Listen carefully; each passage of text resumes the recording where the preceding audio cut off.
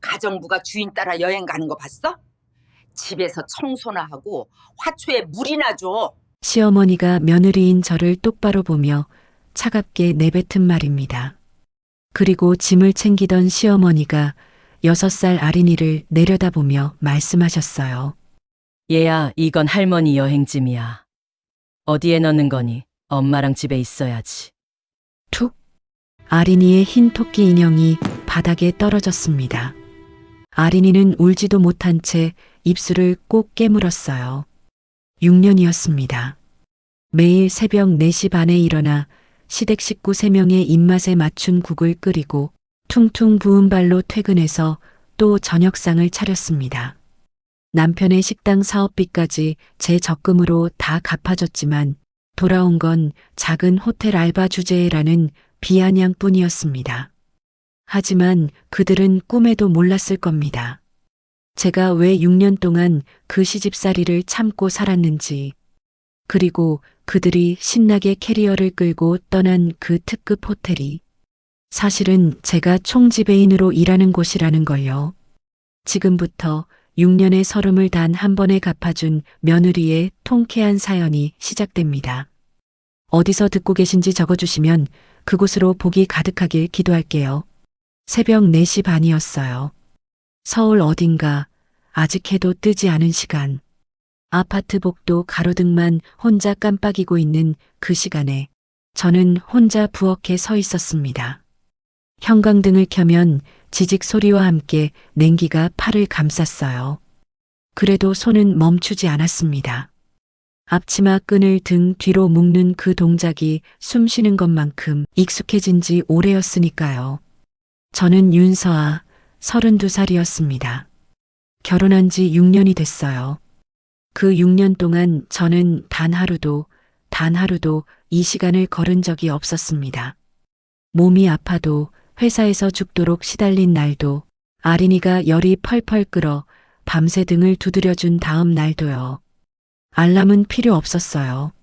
몸이 먼저 기억하고 있었으니까요. 냉장고 문을 여는 순간 머릿속에서 자동으로 계산이 돌아갔습니다. 시아버지 김성태는 7시에 일어나세요. 혈압이 있으셔서 저염 된장국에 두부, 간을 약하게. 시어머니 김명자는 7시 반. 미역국인데 줄기가 조금이라도 질기면 그날은 밥상 내내 표정이 굳어지셨죠. 남편 현수는 8시. 아무거나 먹는다고 하면서도 국이 없으면 밥이 안 넘어간다고 했어요. 6년입니다. 저는 6년 동안 이 집 세 사람의 입맛과 기상시간과 표정 변화를 몸으로 외웠어요. 누가 시킨 것도 아니었는데 그게 제 하루의 시작이 되어버렸습니다. 싱크대 위 벽시계가 4시 35분을 가리키고 있었어요. 칼을 집어드는데 손목이 찌릿했습니다. 어젯밤에 설거지를 너무 오래 해서였어요. 반창고가 2개 붙어 있는 손이었습니다.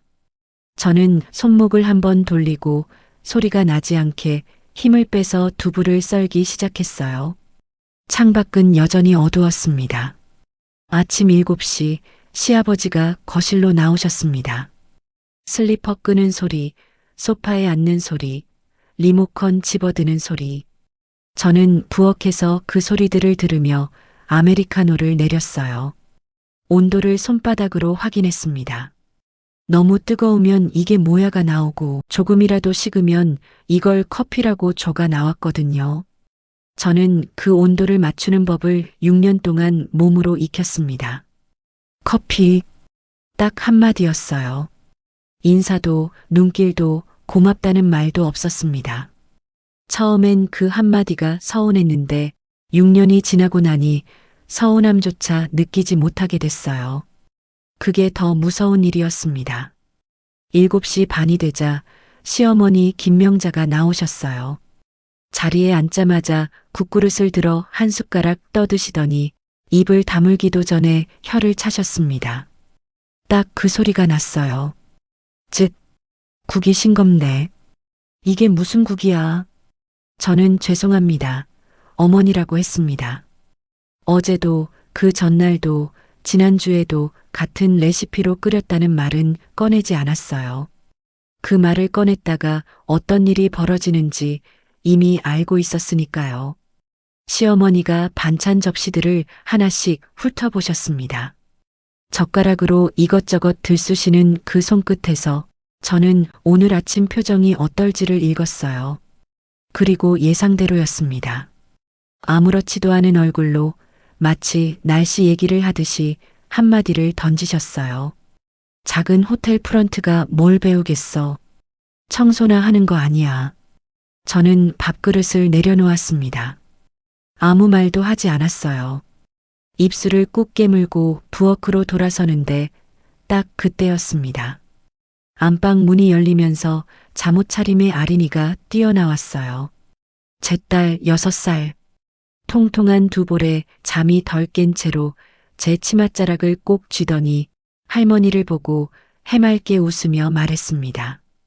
할머니, 안녕하세요. 저는 그 순간 숨을 참았어요. 시어머니는 TV를 보고 계셨습니다. 아린이의 인사가 허공에서 그대로 사라졌어요. 6살짜리 아이가 까치발을 들고 웃으며 건넨 인사가 그냥 공기 속으로 녹아 없어졌습니다. 저는 조용히 아린이 머리를 쓰다듬었어요. 아이가 상처받은 걸 눈치채지 못하도록 아무렇지 않은 척 미소를 지으면서요. 그러다 시어머니가 커피를 홀짝이며 혼잣말처럼 중얼거리셨어요. 딸이라 아쉽네. 정화는 아들 낳았는데. 아린이는 그 말의 뜻을 몰랐겠죠. 그냥 외할머니 얘기를 하나보다 했을 거예요. 하지만 저는 알았습니다. 그 말이 정확히 어디를 겨누고 있는지를.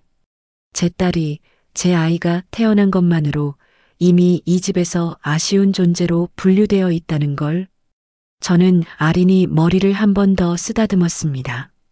아이가 느끼지 못하도록 떨리는 손을 최대한 천천히 움직이면서요. 그날 저녁 퇴근하고 현관문을 여는 순간이었어요. 가방이 아직 어깨에 걸려 있었습니다. 종일 서서 일한 발이 퉁퉁 부어 구두 안에서 터질 것 같았어요. 그 발로 마트까지 다녀왔습니다. 양손에 봉투를 3개 들고서요. 현관문이 열리기 무섭게 소파에서 목소리가 날아왔어요. 저를 보지도 않고 자리에서 일어나지도 않고 장 봐왔어? 오늘 저녁 준비해야지. 그게 인사였습니다. 6년 동안 퇴근하고 돌아온 며느리한테 건네는 첫마디가 늘 그랬어요. 수고했다. 힘들었겠다. 그런 말은 이 집 사전에 없었습니다. 저는 퉁퉁 부은 발에서 구두를 벗어던지고 부엌으로 들어갔어요. 차디찬 싱크대에 물을 트는데 앞치마를 묶는 손이 아침보다 천근만근 무거웠습니다. 저녁상이 차려지고 나서야 현수가 식탁으로 나왔어요. 자리에 앉으면서도 핸드폰에서 눈을 떼지 않았습니다. 화면에는 주식 차트가 펼쳐져 있었어요. 남편이 밥상 앞에 앉아서 하는 첫마디가 이거였어요. 이번 종목은 진짜 오를 것 같아. 작년에 식당 사업 말아먹은 거 이걸로 만회할 수 있어. 저는 숟가락을 들다가 멈췄습니다. 식당 사업? 3년 전 현수가 하겠다고 했을 때 시댁은 모두 두 손 들고 환영했어요. 종잣돈이 필요하다고 했을 때 손 내밀 곳은 저밖에 없었습니다. 제가 결혼 전부터 한 푼, 두 푼 모은 적금이었어요. 야근하고 주말에 나가고 밥값 아끼면서 모은 돈이었습니다. 그 돈을 내어줄 때도 한참 뒤에 더 필요하다고 또 손을 내밀 때도 시댁은 당연하다는 듯 받아갔어요. 마치 제 통장이 원래부터 이 집 공동 재산이었던 것처럼요. 그 사업은 1년 반 만에 문을 닫았습니다. 아무도 미안하다고 하지 않았어요. 고맙다는 말도 없었습니다. 그냥 그렇게 됐네 하고 넘어갔어요. 그리고 이제는 주식으로 만회한다고 합니다. 만회. 그 만회의 미천도 결국 제 월급에서 나가겠죠. 6년 동안 그래왔으니까요. 저는 아무 말도 하지 않고 국을 떴습니다. 6년 동안 이 밥상 앞에서 배운 게 있다면 숟가락을 내려놓지 않는 것이었어요.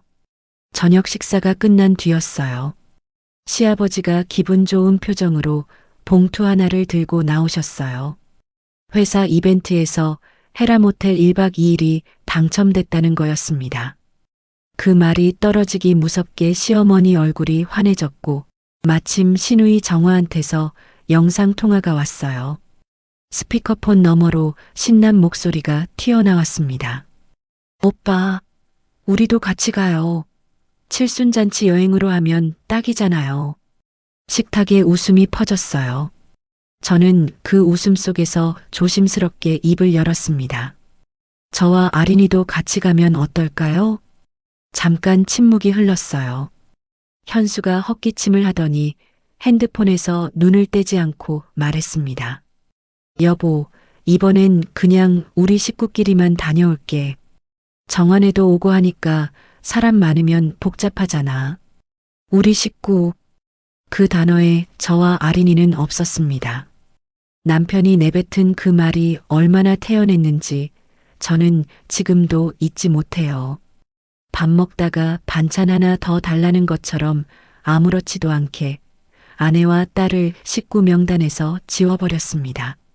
시어머니가 기다렸다는 듯이 곧바로 거두셨어요. 그래, 수도 검침도 있고 고양이 밥도 줘야 하고 화초도 있잖아. 화초는 제가 미리 물 줘놓을 수 있고 고양이도 자동 급식기가. 가정부가 주인 따라 여행 가는 거 봤어? 짧고 가벼운 한마디였습니다. 마치 숨쉬듯 자연스러운 어조였어요. 그 말을 들은 순간 저는 더 이상 반박하지 않았습니다. 반박해봤자 달라지는 게 없다는 걸 6년이 가르쳐줬으니까요. 현수는 시어머니의 말이 떨어지자마자 마치 자기 할 일은 끝났다는 듯 다시 주식 차트로 시선을 내렸습니다. 아무 말도 하지 않았어요. 저는 일어나서 설거지를 시작했습니다. 등 뒤에서 여행 계획 이야기가 끊임없이 들려왔어요. 어느 식당, 어느 카페, 수영장에서 찍을 사진, 수도꼭지를 틀었습니다. 싸하는 물소리가 그 목소리들을 조금 덮었어요. 조금만 더 참자. 밤이 깊었습니다. 아린이 옆에 누웠는데 아이가 아직 잠들지 않았어요. 어두운 천장을 바라보며 눈을 깜빡이고 있었습니다. 아까 낮에 할머니가 인사를 무시하던 일을 아직 생각하고 있는 건지 아니면 그냥 잠이 안 오는 건지 저는 그게 더 두려웠어요. 6살짜리 아이가 눈치를 보는 법을 배워가고 있다는 게요.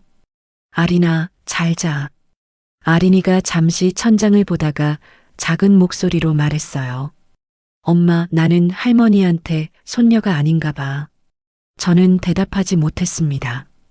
6살, 아직 어리광이나 부릴 그 작은 아이의 입에서 나온 말이었어요. 가슴이 미어지다 못해 피가 나는 것 같았습니다. 이 아이가 뭘 잘못했나요? 딸로 태어난 것 말고, 이 집에서 태어난 것 말고, 대체 뭘 잘못한 건가요? 저는 뼈만 남은 것 같이 마른 아린이를 으스러져라 끌어안았습니다. 아린아, 엄마가 미안해. 정말 미안해. 아린이는 더 묻지 않았어요.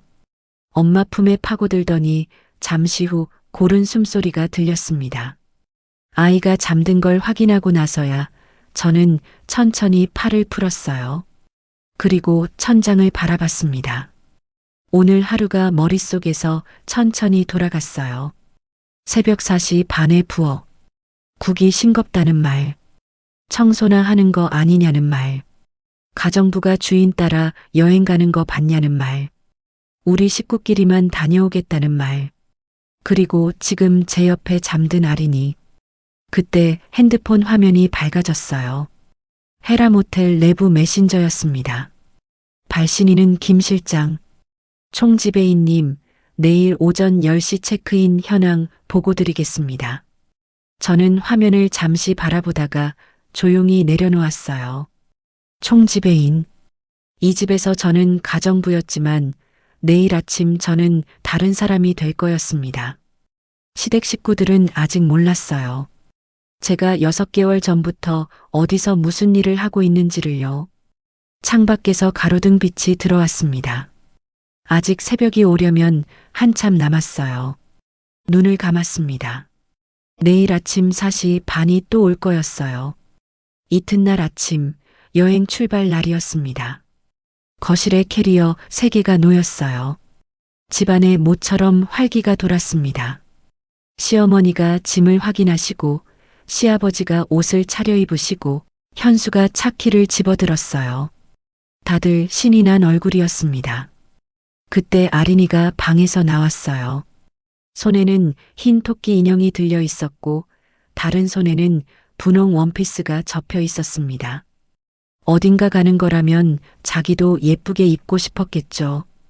이 집에서 자기도 가족이라는 걸 아직 믿고 싶었던 거겠죠. 아린이가 살금살금 캐리어 쪽으로 다가갔습니다. 지퍼를 조심조심 열고 토끼 인형을 넣으려던 순간이었어요. 그 작은 손이 얼마나 조심스러웠는지 저는 지금도 그 손이 눈에 밟힙니다. 시어머니가 그걸 보셨어요. 짜증이 묻어나는 눈으로 아린이를 내려다보시더니 캐리어에서 토끼 인형을 꺼내 바닥에 내려놓으셨습니다. 설명도 미안함도 없이 그냥 툭. 얘야, 이건 할머니 여행짐이야. 어디에 넣는 거니? 엄마랑 집에 있어야지. 아린이는 그 자리에 잠시 서 있었어요. 바닥에 놓인 인형을 천천히 집어들었습니다. 눈에 눈물이 맺혔어요. 그런데 울지 않았어요. 입술을 꼭 다물고 인형을 가슴에 안은 채 조용히 뒤로 물러섰습니다. 6살짜리 아이가 참는 법을 알고 있었습니다. 저는 그 모습을 보면서 아무 말도 하지 못했어요. 뛰어가서 아린이를 안아주고 싶었지만 시어머니 앞에서는 그럴 수도 없었습니다. 그랬다가는 또 한 소리를 들을 게 뻔했으니까요. 저는 그저 아린이가 눈치채지 못하도록 가만히 서 있었어요. 이 집에서 6년 동안 배운 가장 슬픈 기술이었습니다. 현관에서 나가시던 시어머니가 마지막으로 돌아보셨어요. 청소 깨끗이 하고 일요일 저녁은 한정식으로 차려놔. 문이 닫혔습니다. 발소리가 복도에서 점점 멀어졌어요. 엘리베이터 소리가 들리고 그 소리도 사라지고 집이 완전히 조용해졌습니다. 저는 아린이를 바라봤어요. 아린이는 토끼 인형을 꼭 안은 채 현관을 보고 있었습니다. 엄마한테 말하면 엄마가 또 슬퍼할 것 같아서 아무 말도 안 하는 거겠죠. 6살이 벌써 그걸 알고 있었어요. 저는 무릎을 꿇고 아린이 눈높이에서 불렀습니다. 아린아. 아린이가 저를 바라봤어요. 꼭 안았습니다. 오래 꼭. 이 아이한테만큼은 이 집의 차가움이 닿지 않도록 제 몸으로 막아주고 싶었어요. 창밖으로 아침 햇살이 들어오고 있었습니다. 시댁 식구들이 떠난 집에 햇빛이 조용히 스며들었어요. 그리고 오늘 저한테는 처음으로 해야 할 일이 있었습니다. 시댁 식구들이 떠나고 나서 집이 얼마나 조용한지 그날 처음 알았습니다. 현관문이 닫히고 발소리가 멀어지고 엘리베이터 소리까지 완전히 사라지고 나서야 저는 그 자리에서 천천히 숨을 내쉬었어요. 6년 동안 이 집에서 혼자였던 적이 없었습니다. 항상 누군가의 눈치를 봐야 했고 누군가의 기척에 귀를 세워야 했어요. 그런데 오늘은 아무도 없었습니다. 저는 잠깐 그 고요함 속에 서 있었어요. 그리고 시계를 봤습니다. 오전 9시였어요. 아린이를 주말 돌봄 교실에 데려다 주는 길이었어요. 아이는 제 손을 꼭 잡고 걸으면서 아무 말도 하지 않았습니다. 어젯밤 토끼 인형이 바닥에 내던져지던 그 장면을 아직 생각하고 있는 건지 아니면 그냥 아침이라 졸린 건지 저는 아이 얼굴을 내려다보면서 괜찮은 척 웃었어요.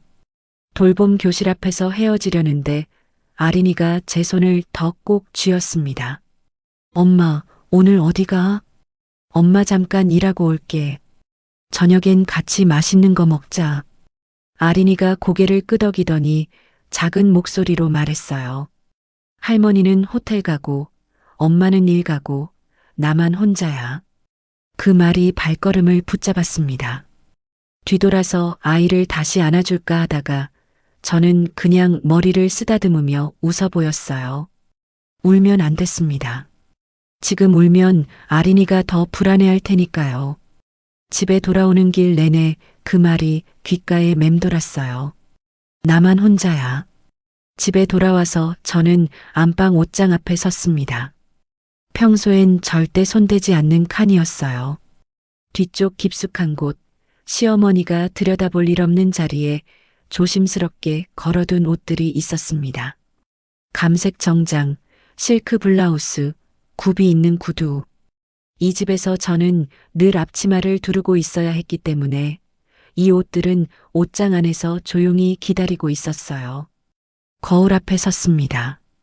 정장을 입고 머리를 단정하게 올려 묶었어요. 화장도 평소보다 선명하게 했습니다. 가방에서 금색 글씨가 새겨진 명찰 케이스를 꺼내 확인했어요. 거울 속 제 모습은 흠잡을 데 없이 완벽했습니다. 그들이 집 지키는 게 취급하며 조롱했던 가정부 윤서아는 그곳에 없었죠. 저는 잠시 거울 속 사람의 눈을 똑바로 응시했습니다. 이 사람이 진짜 나였는데 이제야 제자리를 찾은 기분이 들었어요. 가방을 들고 현관을 나섰어요. 평소와는 다른 방향으로 걸었습니다. 지하철역을 지나쳐 대로변으로 나왔을 때였어요. 토요일 오전의 강남은 평일보다 한산했습니다. 햇살이 유리 외벽에 부딪혀 반짝이는 고층 건물이 눈앞에 나타났어요. 꼭대기에 선명하게 새겨진 로고가 아침 햇살을 받아 빛났습니다. 헤라모텔. 오늘 시어머니가 신나서 캐리어를 끌고 들어갈 바로 그 호텔이었어요. 칠순잔치라며 한강뷰라며 며느리는 집에서 화초나 보라며 두고 간 그 호텔. 저는 정문이 아닌 직원 전용 출입구로 들어갔습니다. 복도를 지나는데 직원들이 저를 보고 고개를 숙였어요. 총지배인님, 안녕하세요. 총지배인님, 주말에도 나오셨어요? 저는 가볍게 답례하며 엘리베이터에 올랐습니다. 문이 닫히는 순간 층수가 빠르게 올라가는 알림판을 바라보며 살짝 헛웃음이 났습니다. 불과 몇 시간 전만 해도 이 손으로 시아버지의 모닝커피 온도를 맞추고 있었으니까요. 그들이 저를 두고 간 이 화려한 세계에서 제가 어떤 온도로 그들을 맞이할지 그들은 상상조차 못할 겁니다. 15층에서 내려 복도를 걸어 총지배인실 문을 열었어요. 김 실장이 오늘 일정표를 들고 기다리고 있었습니다. 오늘 체크인 예정 명단 검토하실까요? 서류를 받아들었어요. 쭉 훑어 내려가다가 한 이름에서 시선이 멈췄습니다. 김성태 부장 가족 동반. 추가 김정화 가족. 제 시댁 식구들이었어요. 저는 잠시 창밖을 바라봤습니다. 한강이 한눈에 들어왔어요. 시댁 식구들이 그토록 자랑스러워하던 한강뷰가 매일 아침 제 사무실 창문으로 보이는 그 풍경이었습니다. 저는 서류를 내려놓으며 말했어요. 정해진 서비스대로 정확하게 제공하면 됩니다. 무리한 요구가 있으면 바로 저한테 보고해 주세요. 김 실장이 고개를 끄덕이며 나갔어요. 저는 다시 창밖을 바라봤습니다. 오늘 이 창문 아래로 가정부가 집이나 지키라고 두고 간 사람들이 들어올 거였어요. 저는 그 사실을 가만히 들여다봤습니다. 두근거리지도 설레지도 않았어요. 다만 6년 동안 꾹꾹 눌러온 무언가가 가슴 어딘가에서 조용히 움직이는 느낌이 들었습니다. 오후 2시가 조금 넘었을 때였어요. 로비 CCTV 화면을 통해 시댁 식구들이 들어오는 모습이 보였습니다.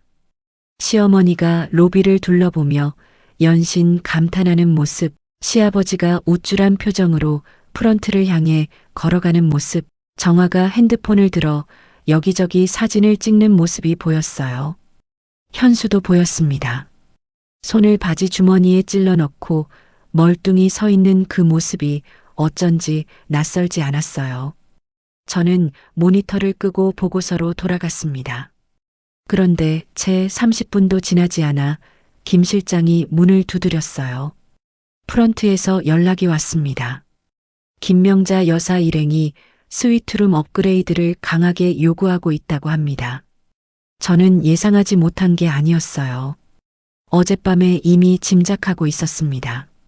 스위트룸으로 업그레이드 안 될까? 아빠가 대한전자 부장이라고 하면 뭐라도 해주지 않겠냐던 그 말을요. 규정대로 정중하게 한 번 더 설명드리고 계속 무리한 요구를 하시면 저를 호출하라고 전해주세요. 김 실장이 나갔어요. 저는 펜을 내려놓았습니다. 흔들리면 안 됐어요. 오늘만큼은 며느리 윤서아가 아니라 이 호텔의 총지배인으로서 서 있어야 했으니까요. 10분쯤 지났을까요? 다시 문이 열렸습니다. 프런트에서 도움을 요청했습니다. 손님이 계속 책임자를 찾으십니다. 그리고 김 실장이 잠깐 망설였어요. 신입 직원이 울고 있습니다. 저는 자리에서 일어났어요. 거울을 한번 보고 옷매무새를 다듬었습니다. 복도를 걸어 엘리베이터로 향하는데 발걸음이 생각보다 무겁지 않았어요. 오히려 이상하리만치 차분했습니다. 엘리베이터 문이 닫히는 순간 거울에 비친 제 얼굴은 놀라우리만치 차가웠습니다. 더 이상 참아줄 이유도 숨어 있을 필요도 없었어요. 6년 동안 내 목을 조르던 그 지긋지긋한 식구라는 족쇄를 오늘 내 손으로 박살 내러 가는 길이었습니다. 1층 로비가 가까워질수록 심장 박동이 오히려 차분하게 가라앉았어요. 엘리베이터에서 내려 로비로 들어서는 순간 목소리가 먼저 들렸어요. 아니, 우리가 일반 손님이야? 대한전자에서 특별히 초대받아서 온 거라고. 6년 동안 들어온 목소리였습니다. 그 목소리가 얼마나 날카로워질 수 있는지 저는 누구보다 잘 알았어요. 저는 곧장 프런트로 가지 않았습니다. 기둥 뒤에서 잠시 상황을 살폈어요. 시어머니가 프런트 데스크를 손바닥으로 탁탁 치며 목소리를 높이고 있었습니다. 얼굴이 불그락푸르락 달아올라 있었고 턱을 치켜든 채 프런트 직원을 내려다보는 그 눈빛이 얼마나 서슬퍼랬는지 몰라요. 정화도 옆에서 팔짱을 끼고 서서 거들었습니다. 칠순잔치로 온 거잖아요. 이 정도 배려는 해줘야 하는 거 아니에요? 고작 호텔 알바 주제에 프런트 신입 직원이 고개를 숙인 채 서 있었어요. 눈이 빨개져 있었습니다. 입술을 꾹 깨물고 눈물을 참고 있는 게 멀리서도 보였어요. 저는 그 직원의 얼굴을 바라봤습니다. 저였어요. 6년 전에 처음 이 집 며느리가 됐을 때 뭘 잘못했는지도 모른 채 고개를 숙이고 있던 그때의 저였습니다. 시아버지와 현수는 조금 떨어진 곳에서 민망한 표정으로 서 있었어요. 하지만 아무도 말리지 않았습니다. 이 집 남자들은 늘 그랬어요. 불편한 건 못 본 척 나서야 할 때는 뒷짐을 졌죠. 주변에 다른 투숙객들이 하나둘 모여들었어요. 몇몇이 핸드폰을 꺼내 들었습니다. 시어머니의 목소리가 호텔 로비 전체에 울려 퍼질 만큼 컸으니까요. 저는 심호흡을 한 번 했습니다. 그리고 걸음을 옮겼어요. 프런트 직원들이 저를 보고 안도의 표정을 지었습니다. 저는 먼저 프런트 매니저에게 조용히 물었어요. 무슨 일인지 설명해 주시겠어요? 매니저가 상황을 설명하기 시작했습니다. 바로 그 순간이었어요. 시어머니가 저를 알아봤습니다. 방금 전까지 핏대를 세우며 직원을 몰아붙이던 그 얼굴이 순식간에 굳어버렸어요. 눈이 동그래지면서 입이 떡 벌어졌습니다. 서아야? 정적이 흐르는 로비 한가운데 저를 부르는 시어머니의 목소리가 허공을 맴돌았습니다. 6년 동안 저를 벌레 보듯 내려다보며 호통치던 그 목소리가 처음으로 갈라지고 떨리고 있었어요. 방금 전까지 턱을 치켜들고 직원을 몰아붙이던 기세는 온데간데 없이 무슨 말을 해야 할지 모르겠다는 듯 입만 뻐끔거리며 굳어 계셨죠. 저는 수많은 투숙객들의 시선과 카메라 렌즈 앞에서도 놀랍도록 차분했습니다. 6년 동안 저 매서운 눈빛 앞에서는 늘 고개를 숙여왔는데 오늘은 달랐어요. 저는 담담하게 정적을 깼습니다. 네, 어머니. 그런데 지금은 며느리가 아닌 이 호텔의 직원으로서 상황을 파악해야 할 것 같습니다. 제 입에서 나온 너무나도 이성적인 대답에 시어머니 옆에 서 있던 정화는 핸드폰을 든 채 멍한 표정으로 저를 쳐다봤습니다. 시아버지가 뒤늦게 서아야, 이게 무슨 상황이야? 하고 물었지만 늘 근엄하던 목소리에는 힘이 하나도 없었어요. 현수는 그저 저를 바라보기만 했습니다. 꿀먹은 벙어리처럼 아무 말도 못한 채로요. 여전히 수많은 사람들의 핸드폰이 이 기막힌 상황을 담고 있었습니다. 저는 눈물을 참고 서 있는 신입 직원의 얼굴을 한 번 더 확인했어요. 그리고 다시 시댁 식구들을 향해 단호하게 말했습니다. 자리를 옮기시죠. 더 이상 이곳에서 소란을 피우시면 호텔 규정에 따라 조치를 취해야 합니다. 김 실장이 앞장서서 VIP 미팅룸으로 안내했어요. 시어머니가 버티려 하셨지만 사방에서 쏟아지는 시선이 너무 따가웠습니다. 방금 전까지 그렇게 당당하게 데스크를 치던 손이 어느새 핸드백 손잡이를 꼭 쥐고 있었어요. 현수가 시어머니 팔을 잡으며 말했습니다. 어머니, 일단 가시죠. 복도를 걸으며 저는 신입 직원 쪽으로 고개를 돌렸어요. 잠깐 쉬고 계세요. 제가 마무리하겠습니다. 직원이 떨리는 목소리로 감사합니다라고 했어요. 눈물이 볼을 타고 흘러내리고 있었습니다.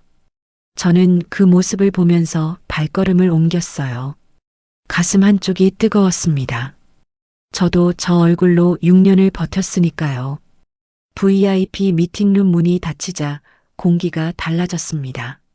아까 로비에서 핏대를 세우던 시어머니는 어디 가고 이제는 자리에 앉아 눈치를 보고 계셨어요. 하지만 그것도 잠깐이었습니다. 저를 보자마자 다시 목소리를 높이셨어요. 어떻게든 주도권을 빼앗으려는 듯이요. 너 지금 뭐 하는 거야? 여기서 알바라도 하는 거야? 저는 자리에 앉지 않았습니다. 그들 앞에 서서 말했어요. 제가 어디서 일하는지는 잠시 후 말씀드리겠습니다. 그 전에 먼저 하실 일이 있습니다. 뭐? 프런트 신입 직원에게 정식으로 사과하셔야 합니다. 시어머니 얼굴이 순식간에 굳었어요. 그리고 이내 불그락푸르락 달아오르기 시작했습니다. 눈썹이 올라가고 목에 핏대가 섰어요. 뭐? 내가 왜 직원한테 사과를 해? 우리가 잘못한 게 뭔데? 저는 그 목소리에 눈 하나 깜짝하지 않았습니다. 6년 동안 저 목소리에 어깨를 움츠려 왔는데 오늘은 이상하게도 조금도 무섭지 않았어요. 저는 시어머니를 똑바로 바라봤습니다. 6년 동안 저를 가정부 취급하셨죠. 새벽마다 일어나 밥하고 청소하는 저를 당연하게 생각하셨고요. 제 딸 아린이는 손녀 대접도 못 받았습니다.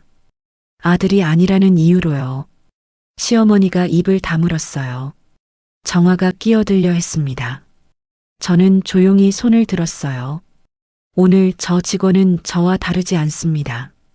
누군가의 딸이고 가족이 있는 사람이에요. 방금 그 직원 앞에서 하신 행동은 명백한 직원 모독이고 영업 방해입니다. 미팅룸 안이 조용해졌어요. 바로 그때 김 실장이 조용히 태블릿을 꺼내 들었습니다. 방금 SNS에 올라오기 시작했습니다. 특급 호텔 칠순잔치 갑질 가족이라는 제목으로요. 미팅룸 안에 무거운 침묵이 내려앉았어요. 에어컨 돌아가는 소리만 서늘하게 울릴 뿐 다들 숨소리조차 내지 못했습니다.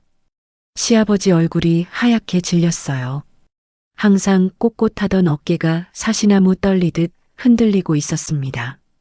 뭐, SNS? 현수가 황급히 핸드폰을 꺼내 검색했어요.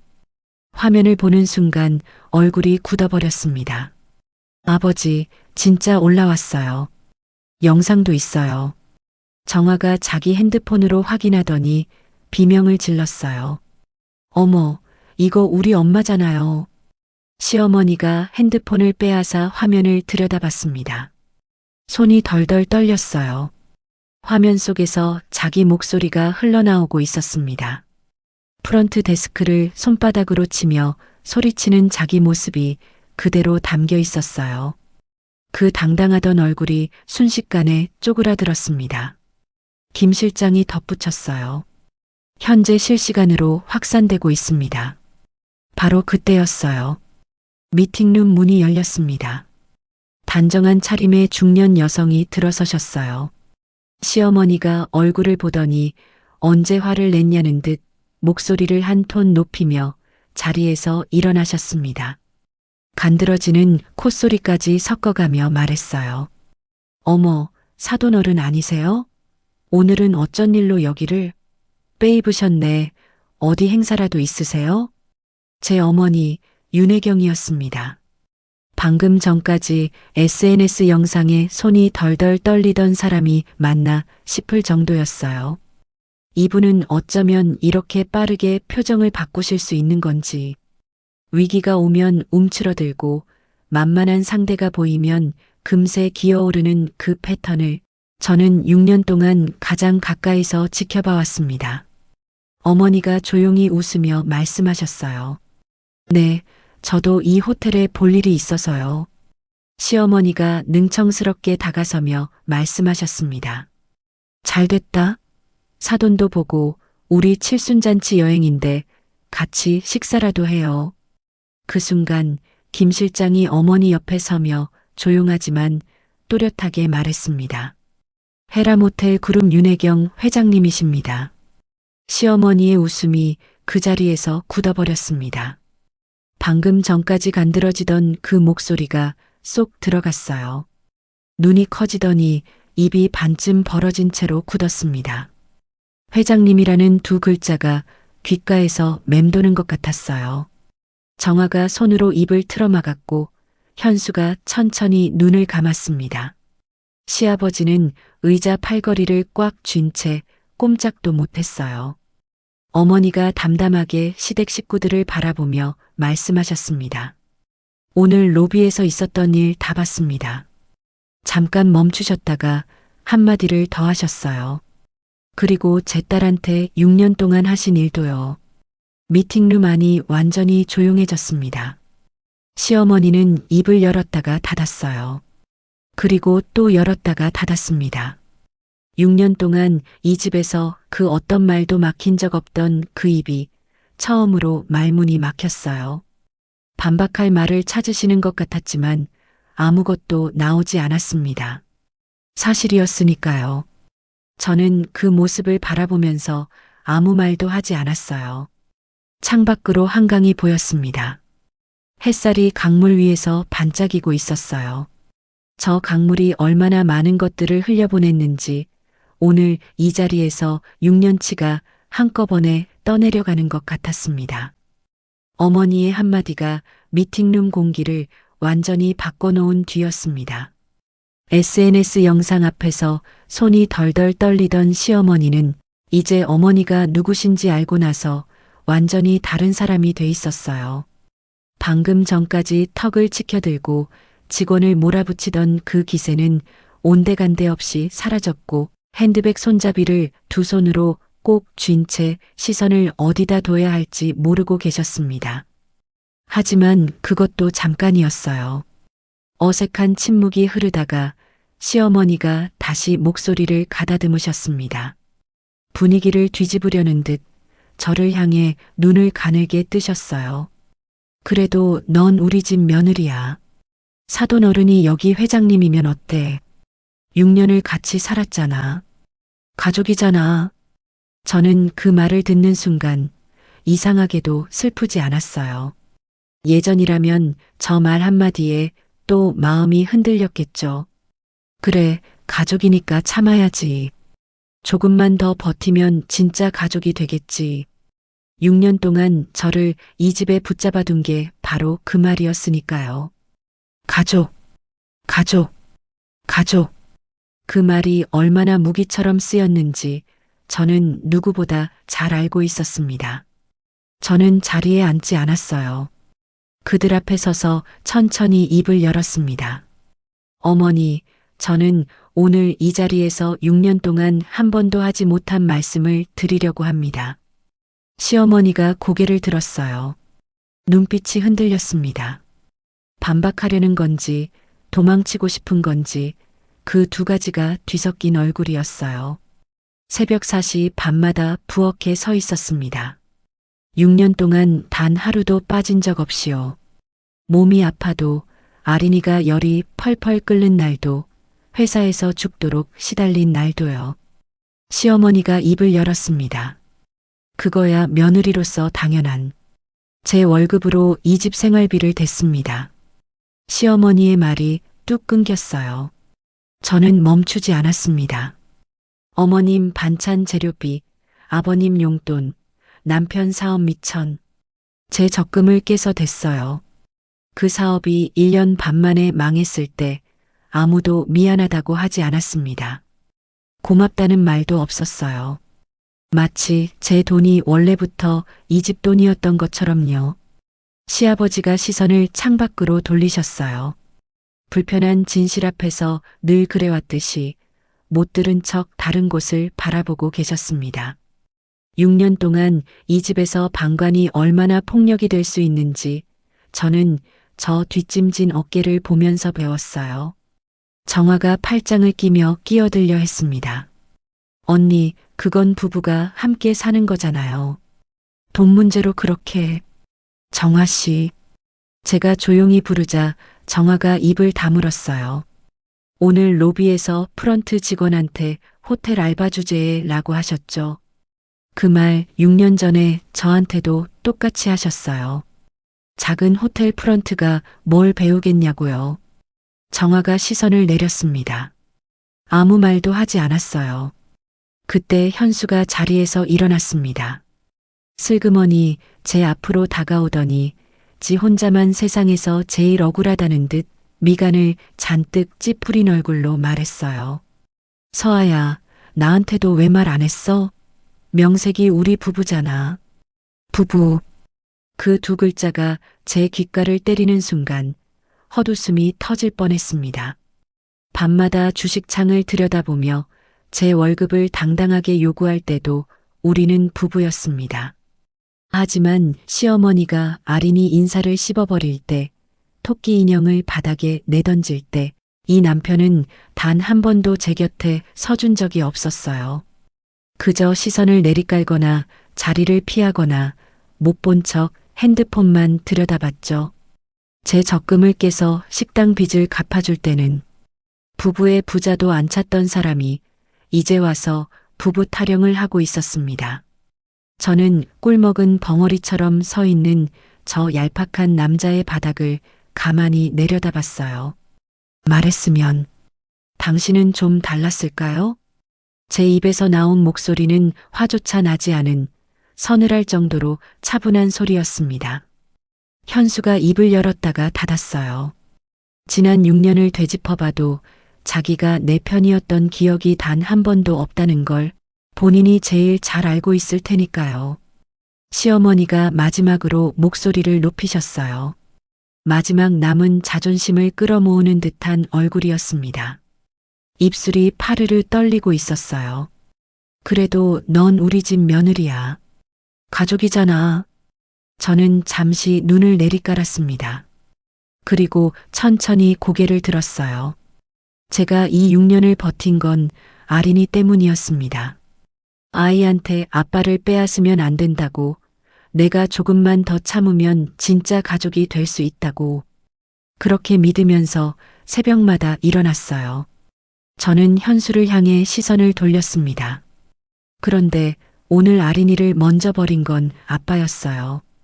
토끼 인형이 바닥에 떨어지던 그 순간 아무 말도 하지 않은 건 아빠였습니다. 현수의 눈이 흔들렸어요.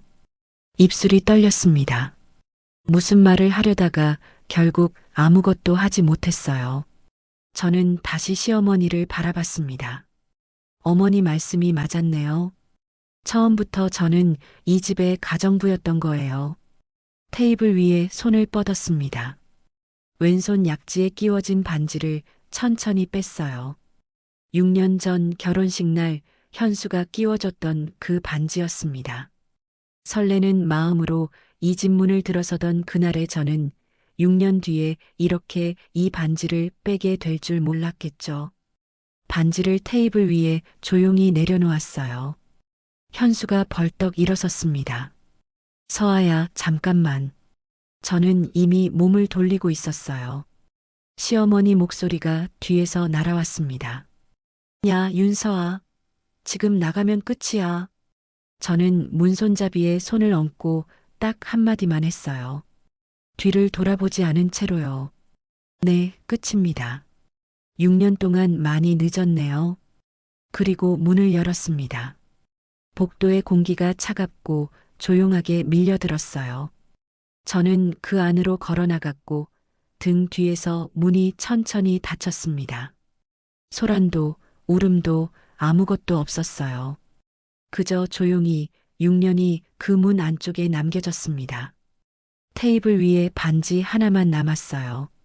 새벽 4시 반의 부엌도, 찌릿하던 손목도, 허공에서 사라진 아린이의 인사도, 싸 하는 물소리로 삼켜야 했던 눈물도 전부 그 작은 금속 안에 들어 있었습니다. 어머니가 자리에서 천천히 일어나시며 조용히 말씀하셨어요. SNS 건은 저희 법무팀에서 연락드릴 겁니다. 좋은 하루 되세요. 복도에서 친정엄마와 나란히 섰습니다. 저는 멍하니 서 있었어요. 방금 제가 한 일들이 실감이 나지 않았습니다. 6년 동안 제 살점처럼 붙어있던 반지를 뺐다는 것도, 죽어도 못할 것 같았던 말들을 그 사람들 면전에 다 쏟아냈다는 것도요. 손끝이 미세하게 떨리고 있었습니다. 그때 친정엄마가 조용히 저를 부르셨어요. 서아야. 회장님으로서의 그 서슬 퍼런 위엄은 온데간데 없고 오직 저만 걱정하는 그 다정한 목소리. 그 부름에 고개를 드는데 엄마의 눈동자가 파들파들 떨리는 게 보였습니다. 6년 동안 제가 숨기고 싶었던 그 고단함과 비참함을 엄마는 이미 다 꿰뚫어 보고 계신 듯한 눈빛이었어요. 저는 겨우 갈라지는 목소리를 쥐어짜 내물었습니다. 엄마가 여기 왜 왔어? 제 목소리가 마지막에 힘없이 꺾였습니다. 엄마는 대답 대신 한참 동안 제 얼굴을 가만히 바라보시더군요. 그러더니 한 번도 잊은 적 없던 그 따뜻한 손을 뻗어 퉁퉁 부어있는 제 뺨을 부드럽게 감싸주셨습니다. 그리고 아주 나지막하게 하지만 가슴 깊숙이 박히는 목소리로 말씀하셨어요. 딸이 너무 힘들 것 같아서, 내 새끼 마음이 너무 추울 것 같아서 왔다. 그 한마디였습니다. 딸이 힘들 것 같아서. 그 짧은 말이 6년치 무게로 제 가슴을 짓눌렀습니다. 새벽마다 혼자 부엌에 서 있던 시간들, 아린이가 토끼 인형을 바닥에서 조용히 줍던 그 모습, 물소리 뒤에 삼켰던 눈물들, 6년 동안 꾹꾹 눌러왔던 것들이 그 한마디에 한꺼번에 무너졌습니다. 엄마, 눈물이 났어요. 6년 동안 한 번도 울지 않았던 저였습니다.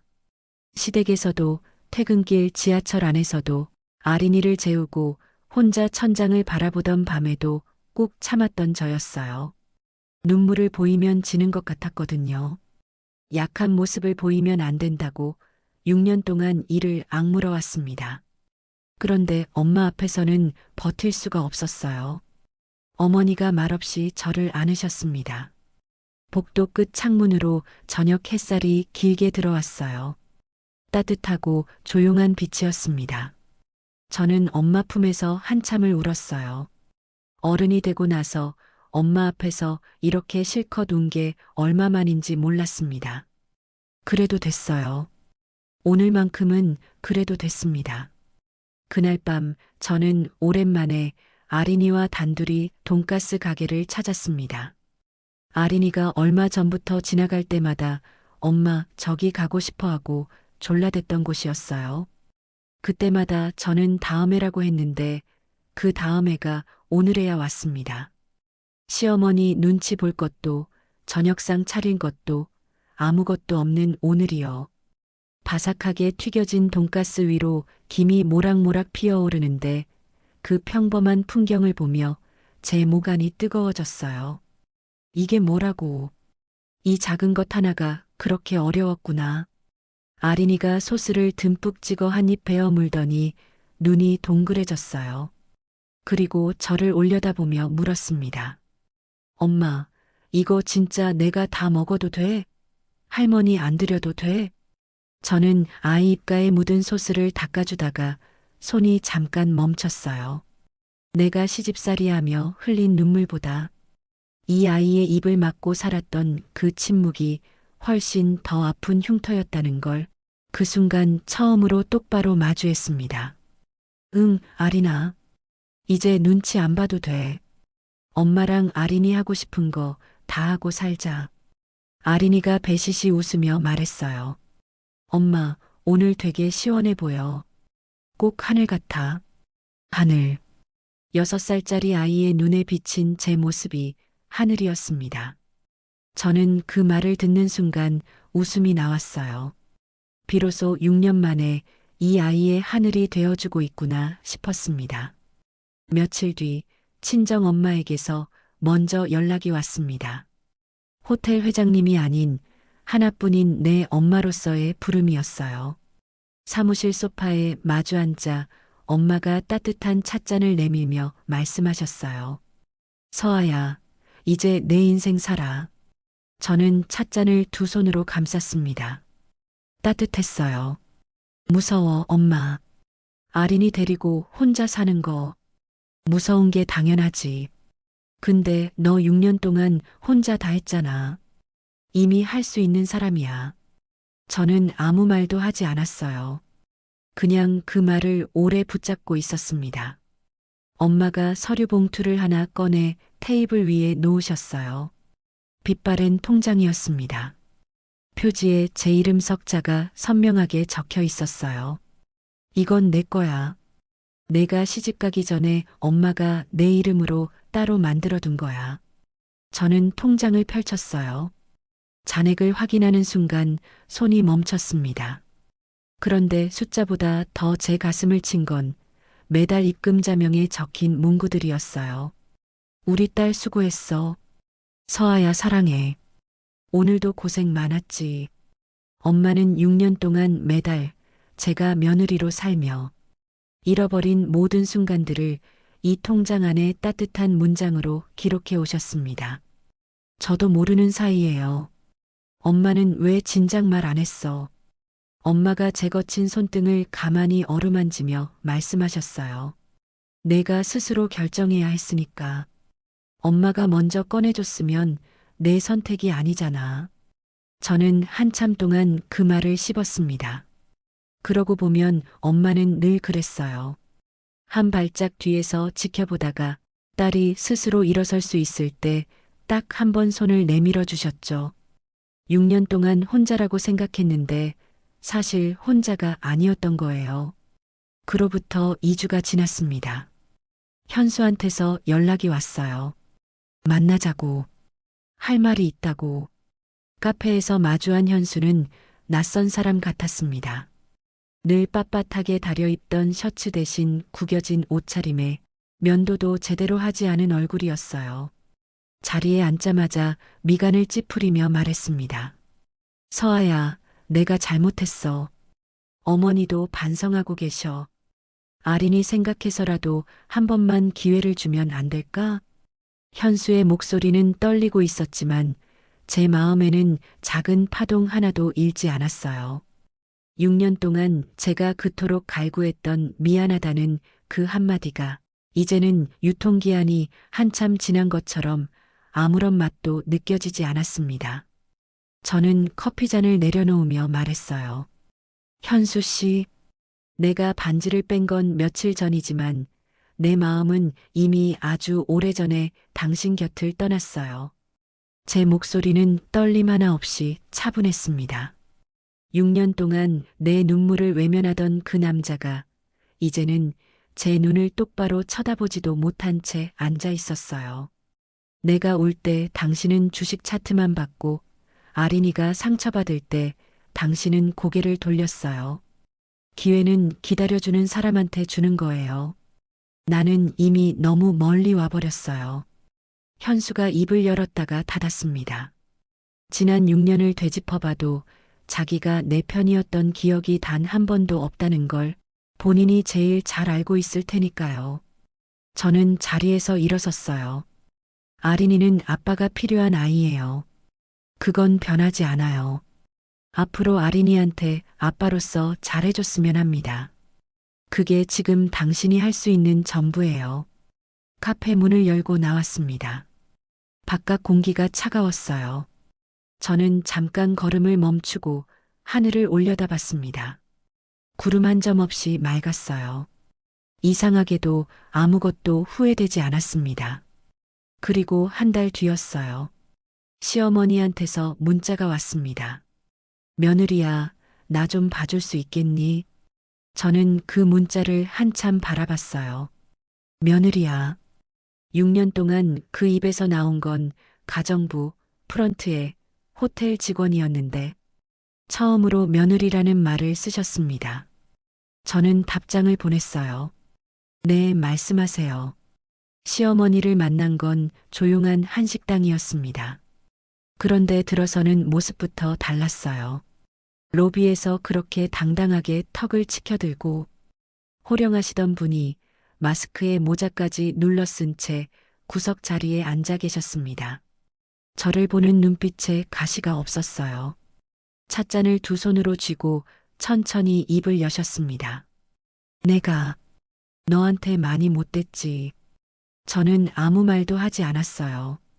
SNS에 그 영상이 퍼지고 나서 동네 사람들한테까지 다 퍼졌어. 마트를 가도 수군거리는 것 같고 아는 사람 만나기가 무서워서 한 달째 집 밖을 제대로 못 나가고 있어. 사람들이 손가락질하는 걸 보니까 내가 너한테 했던 짓들이 거울처럼 비쳐서 보이더구나. 저는 그 말을 들으면서 가슴 어딘가가 조용히 가라앉았어요.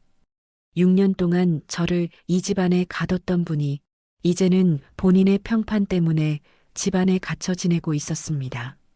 통쾌하다기보다는 그냥 조용히 그 사실이 가슴에 내려앉았어요. 세상은 결국 돌아오는구나 싶었습니다. 시어머니가 핸드백에서 봉투를 꺼내 테이블 위에 놓으셨어요. 이건 내 마음이야. 아린이 주렴. 저는 봉투를 바라봤습니다. 그리고 말했어요. 어머니, 이 봉투는 아린이한테 직접 주세요. 저한테 주시는 게 아니라 할머니가 직접 손녀한테 건네셔야 해요. 아린이한테 필요한 건 돈이 아니라 할머니가 직접 건네는 진심이니까요. 시어머니가 눈을 깜빡이셨어요. 아린이를 만날 수 있을까? 어머니가 진심이시면요. 시어머니 눈가가 붉어졌습니다. 찻잔을 쥔 손이 가만히 떨리고 있었어요. 저는 찻잔을 들었습니다. 따뜻했어요. 6년 동안 이분이 변할 거라고 기대해 본 적이 없었어요. 완전히 달라진 건지 잠깐인지 저는 아직 몰랐습니다. 하지만 아린이를 위해서라면 지켜볼 마음은 있었어요. 그날 저녁이었습니다. 퇴근하고 돌아오니 아린이가 현관에서 달려나왔어요. 엄마, 저를 꼭 안더니 고개를 들었습니다. 엄마, 오늘도 시원해 보여. 하늘 같아. 저는 아린이를 번쩍 들어 올렸습니다. 아이가 까르르 웃었어요. 응, 아린아. 엄마 오늘도 하늘이야. 창밖으로 저녁 햇살이 들어왔습니다. 아린이 웃음소리가 집안에 퍼졌어요. 눈치 보지 않고 작아지지 않고 그냥 마음껏 웃는 소리. 이 소리 하나를 되찾는데 6년이 걸렸습니다. 저는 그 소리를 오래 듣고 싶었습니다. 그로부터 석 달이 흘렀습니다. 봄이 왔어요. 창밖으로 벚꽃이 피기 시작한 어느 아침이었습니다. 저는 오전 7시에 일어났어요. 새벽 4시 반이 아니라 7시예요. 그 2시간 반이 얼마나 큰 차이인지 겪어보지 않은 사람은 모를 거예요.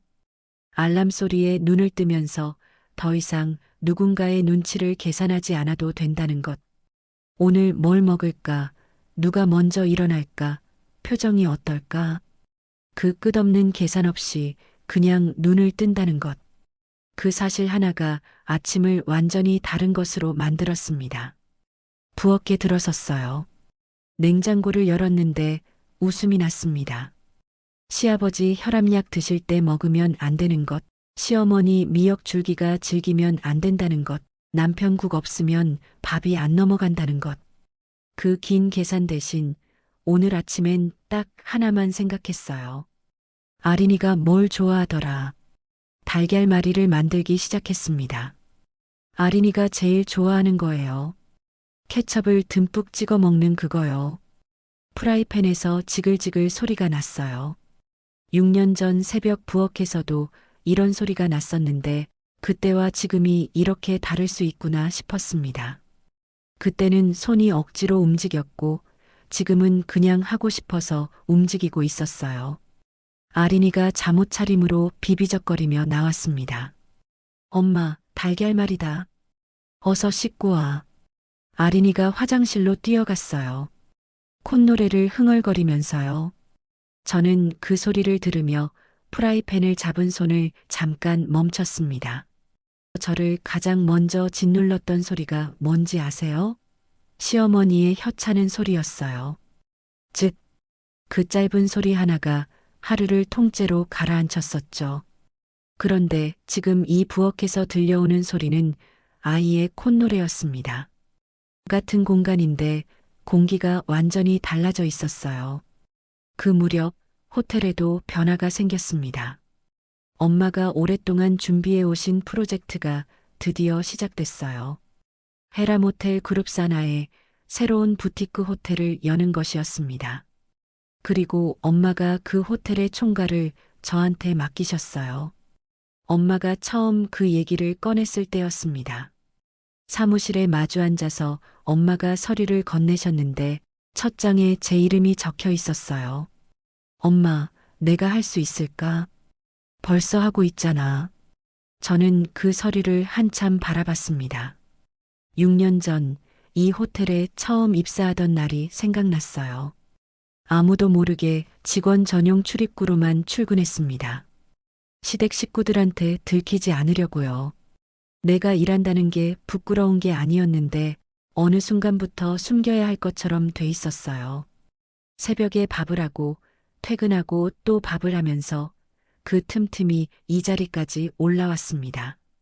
손이 거칠어진 건 부엌 때문만이 아니었어요. 이 두 손이 두 개의 삶을 동시에 살아낸 거였습니다. 고맙습니다, 엄마. 엄마가 아무 말 없이 웃으셨어요. 그 웃음이 어떤 말보다 많은 걸 담고 있었습니다. 봄이 깊어지던 어느 주말이었어요. 시어머니가 연락을 주셨습니다. 아린이를 만나고 싶다고요. 저는 아린이한테 물었어요. 아린아, 할머니가 만나고 싶다고 하시는데 어떻게 할까? 아린이가 흰 토끼 인형, 구름이를 꼭 안고 잠시 생각했습니다. 그 모습이 얼마나 진지했는지 몰라요. 6살짜리가 진짜 어른처럼 생각하는 눈빛이었어요. 할머니가 미안하다고 했어? 응. 그럼 한 번만 만나볼게. 근데 엄마도 같이 있어야 해. 저는 아이를 꼭 안았습니다. 만남은 가까운 공원 근처 카페였어요. 시어머니가 먼저 와서 기다리고 계셨습니다. 아린이를 보자마자 자리에서 일어나셨어요. 예전처럼 시선을 피하거나 못 본 척하지 않으셨습니다. 아린이 눈높이에 맞게 몸을 낮추며 말씀하셨어요. 아린아, 할머니가 미안해. 많이 미안해. 아린이가 시어머니를 바라봤어요. 잠시 침묵이 흘렀습니다. 그리고 아린이가 품에 안고 있던 흰 토끼 인형을 시어머니 앞에 살짝 내밀었어요. 이거 할머니 보여주려고 가져왔어. 이름은 구름이야. 저는 그 순간 숨을 참았습니다. 여행 가방에 넣으려다가 시어머니 손에 꺼내져 바닥에 툭 내던져졌던 그 인형이었어요. 아린이가 입술을 꼭 다물고 바닥에서 조용히 주웠던 그 인형. 그 인형을 이제 아린이가 스스로 두 손으로 내밀고 있었습니다. 당신은 이 아이를 한 번 버렸지만 이 아이는 당신보다 훨씬 큰 사람이 되어 있었어요. 시어머니 눈에 눈물이 맺혔습니다. 찻잔을 쥔 손이 가만히 떨리고 있었어요. 저는 아무 말도 하지 않았습니다. 할 필요가 없었어요. 아린이가 이미 다 했으니까요. 제가 6년 동안 배우려고 발버둥 쳤던 것을 이 아이는 이미 알고 있었습니다. 상처를 기억하면서도 문을 닫지 않는 법을요. 집으로 돌아오는 길이었어요. 아린이가 제 손을 잡고 걸으면서 하늘을 올려다봤습니다. 벚꽃잎이 바람에 날려 내려오고 있었어요. 아린이가 손을 뻗어 꽃잎을 잡으려다 놓쳤습니다. 그리고 까르르 웃었어요. 엄마, 꽃잎이 눈처럼 내려. 그러네. 엄마, 이제 우리 행복해? 저는 걸음을 멈추고 아린이를 바라봤습니다. 행복해. 그 말이 얼마나 단순하고 얼마나 오래 걸린 말인지 새벽 4시 반에 차가운 부엌이 스쳐 지나갔습니다. 찌릿하던 손목도 허공에서 사라진 아린이의 인사도 쌓아하는 물소리 뒤에 삼켰던 눈물도요. 그 모든 것들이 지금 이 봄 햇살 아래에서 천천히 녹아내리고 있었어요. 저는 아린이 손을 꼭 쥐었습니다. 응, 아린아. 우리 이제 행복해. 바로 그때였어요. 벚꽃 한 잎이 바람을 타고 내려왔습니다. 아린이가 두 손을 모았어요. 작은 손바닥 위에 꽃잎 하나가 사뿐히 얹혔습니다. 엄마, 잡았다. 6년 동안 놓치고 살았던 것들을 우리는 이제야 두 손으로 꽉 잡고 있었습니다. 이 봄도, 이 웃음도, 이 시간도 다시는 놓치지 않을 거예요. 아이가 웃었습니다. 저도 웃었어요. 6년 만에 아무 이유 없이 그냥 웃었습니다. 오늘의 사연은 여기까지입니다. 시청해 주셔서 감사합니다.